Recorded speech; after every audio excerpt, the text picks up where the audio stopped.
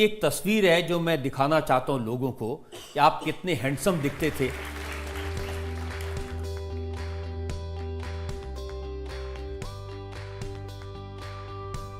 आज नहीं है, आज नहीं है।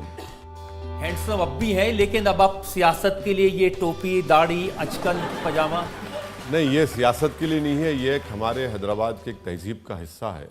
मैं इसमें अपने आप को कंफर्टेबल महसूस करता हूँ कि सियासत के लिए नहीं पहनता हूँ मैं। लेकिन सियासत में आ कैसे गए आप? मैं जब वापस आया 94 में, तो उस वक्त हमारे वालिद और जो पार्टी के बड़े बड़े लोग थे, उन्होंने मुझे समझाया कि देखो, राजनीति में पढ़े लिखे लोगों की ज़रूरत है और तुम, अल्लाह ने आपको काबिल बनाया है, आप आइए पार्टी के लिए काम करिए, खिदमत करिए। जब हम इलेक्शन लड़े 94 में, मैं एक ही एमएलए जीता हमारे पार्टी से, सिंगल एमएलए था, तो वो 5 साल बड़ी मेहनत करना पड़ा। फिर 94 में एमएलए बना, फिर 96 में एक पार्लियामेंट इलेक्शन आ गया, आप थोड़ा सांस लिए, फिर 98 का एक पार्लियामेंट इलेक्शन आ गया, फिर 99 में एक और आ गया।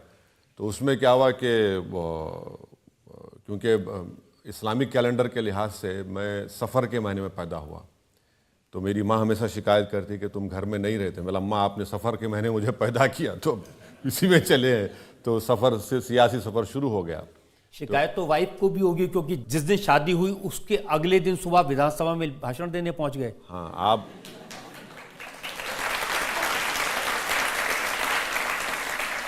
ये रजत जी, आपको पुराने ज़ख़म कुरेदने की बड़ी बुरी आदत है। आप अपने घर को चले जाएंगे वापस, मुझे भी जाना है। तो बाज़ ऐसी चीज़ें होती हैं कि घर में लोग नहीं भूलते, तो वो आपका एक वीक पॉइंट बन जाता है। आपको भी शायद कभी कभी इस्तेमाल करते होंगे आपके खिलाफ। बहुत ज़्यादा। हाँ जी, हाँ। एक दो सवाल हम ले सकते हैं अभी पब्लिक से, पूछिए। अभी यूएई में एक बहुत बड़ा हिंदू मंदिर बना प्रधानमंत्री मोदी जी की मेहनत से, तो उस चीज़ से आप खुश हैं या नहीं? नहीं, ये तो यूएई का बादशाह जिस दिन मैं बन जाऊंगा कुछ जवाब दे पाऊंगा। मैं तो यूएई का बादशाह नहीं हूँ। वो तो सिर्फ पूछ रही है कि आप इससे खुश हैं या परेशान हैं? नहीं, मैं इसलिए खुश हूँ कि वहाँ पर यूएई हमारा एक स्ट्रेटेजिक पार्टनर है। यूएई में हमारे लाखों भारत के लोग काम करते हैं, फॉरेन एक्सचेंज भी जाते हैं। तो वो बादशाह ने फैसला किया, मोदी जी ने उनको रिक्वेस्ट की थी कि उन्होंने फिर उनको इजाज़त दी। तो अब दोनों कंट्रीज़ के रिलेशनशिप अच्छे होते हैं, तो बहुत अच्छा है, क्योंकि हमको बहुत बड़ा फॉरेन एक्सचेंज वहाँ से आता है, हमारा बहुत बड़ा ट्रेड पार्टनर है वो, और उनका इन्वेस्टमेंट है इंडिया में। क्योंकि आजकल तो ज़्यादातर लोग, हमने देखा जावेद अख्तर साहब भी जय सिया राम के नारे लगवा रहे थे। अच्छा, वो कब से मज़हब में बिलीव करना शुरू कर दिए? वो तो एथिस्ट है ना।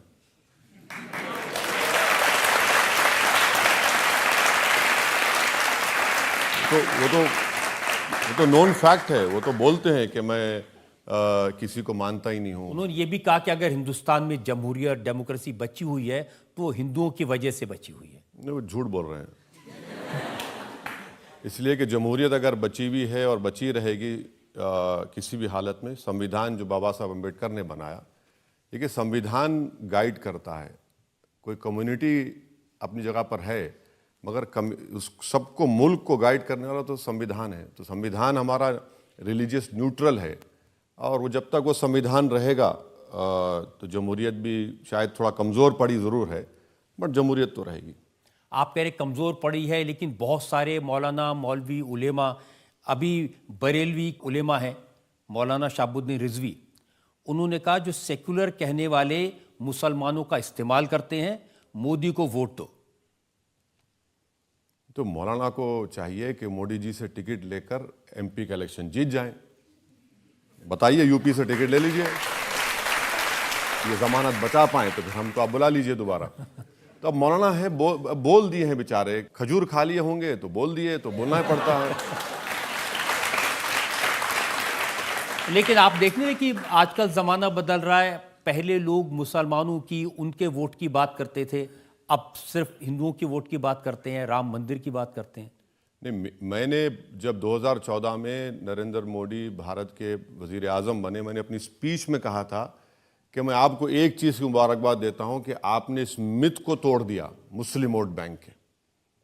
मुस्लिम वोट बैंक का एक मिथ है, ये एक अफसाना है जो कभी हकीकत से ताल्लुक़ रहा नहीं उसका। इस देश में हमेशा से ही मेजॉरिटी वोट बैंक रहा। मगर मुसलमानों को एक दिल फरेब और बहुत सी खूबसूरत बातें, आपका वोट बैंक, अरे भाई तुम्हारा वोट बैंक ही नहीं है कभी। अगर आपका वोट बैंक होता तो फिर कितने एमपी जीत पाए पॉपुलेशन के लिहाज से। और नरेंद्र मोदी ने तो अब मुसलमानों को पॉलिटिकली मार्जिनलाइज कर दिया। वो बात भी नहीं करते मुसलमान वोट के बारे में, किसी को टिकट भी नहीं देते, उनके पास एक मुस्लिम एमपी भी नहीं है, एक मुस्लिम मिनिस्टर भी नहीं है।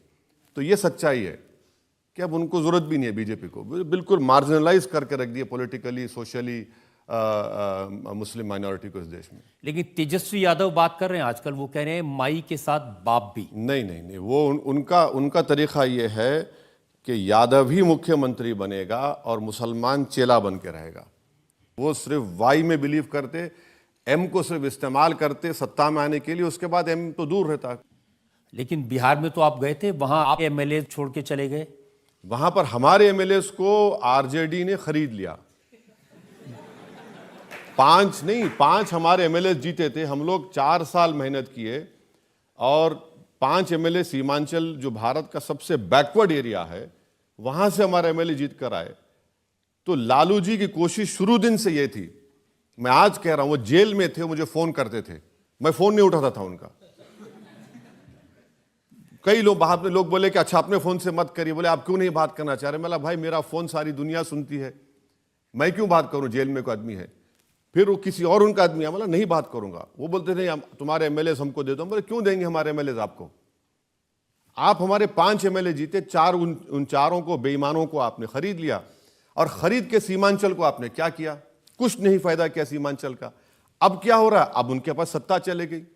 अब तेजस्वी को बताना पड़ेगा कि हाउ डू यू फील, मजा आ रहा है आपको अभी।